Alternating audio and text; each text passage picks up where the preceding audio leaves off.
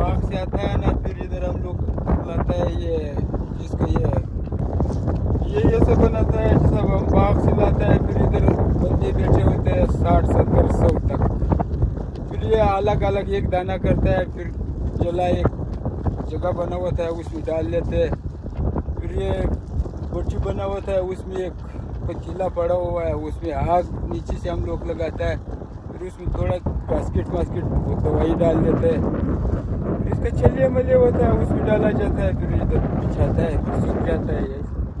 अच्छा, कितने यहाँ से कार्टन भिजवाते हैं, गाड़ियाँ भिजवाते हैं? गाड़ी भी जाता है, कार्टन की भी जाता है। इधर 20-20 किलो हम लोग वजन करता है, फिर कार्टन में डालता है। फिर यहाँ से जाता है कोयटा, फिर कोयटे में उधर ये 3 किस्म 4 किस्म का होता है अलग अलग। फिर वहाँ से कहाँ जाता है ये अल्लाह जाने। तो लोगों का है मजदूरी, इससे काम होता है? हाँ, अल्लाह का शुक्र है। हर किसी का इधर 20,000 25,000 इसका सीजन में जब होता है, ये 2 महीने तक तनख्वाह होता है, बच्चा हो या बड़ा हो। अच्छा, आप कितने अरसे से काम करें और काम पसंद है? ये कैसा काम है? अच्छा काम है, मजदूरी वाला काम है। हाँ, मेरा कम से कम 16 साल हो गया यहाँ ये काम करना। आप कहाँ कंधार के रहने वाले हैं? कितना तजर्बा है आपका? हमारी तजुर्बा है, अंगूर जितना लाता है इधर हम लोग ये पकाने का काम करता है या तो ये सफाई का काम करता है। तजुर्बा है, ये समझ में आता है कि ये ऐसा हो जाता है। कितने दिन लगते हैं इसको पकाने में? ये पहले शुरू में 7 दिन इसमें लगते हैं। फिर आस्ता आस्ता जैसे ठंडाई होता है, सूरज की गर्मी कम होता है, फिर 11 दिन पहुँच जाता है, 14 दिन तक। आखिरी सीजन में 20 दिन तक जाता है। इस साल तो नहीं गया है, इस साल तो कम से कम आखिरी जो हम जमा कर रहे हैं ये 13 दिन हो गया है, 13 दिन हो रहा है अभी। मेहरबानी।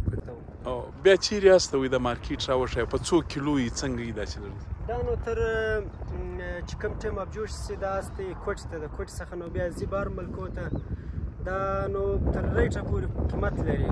کوم کال چې بارانونه ونه سي موسم برابري بیا ښه ریټ لري، او که چیرې بارانونه وسي موسم خراب سي بیا د اب جوش ټولې خرابې کړي چې یو څاڅکي اوبه پر توی سي دا ګرده ختمې کړي.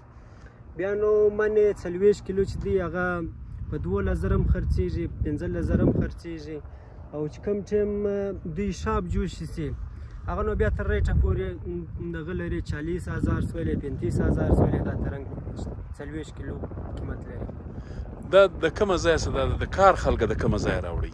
دا نو د ګلستان څخه ببزي او د دای علاقو څخه راځي.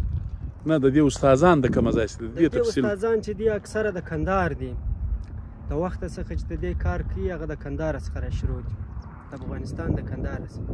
دا وخت څو کسان دلته کار کوي او څو ابجوش جوړوي؟ لږ تعداد راوښیه او څو کسان زما خواته ګوره. دا نو دلته په دا ځای کې اره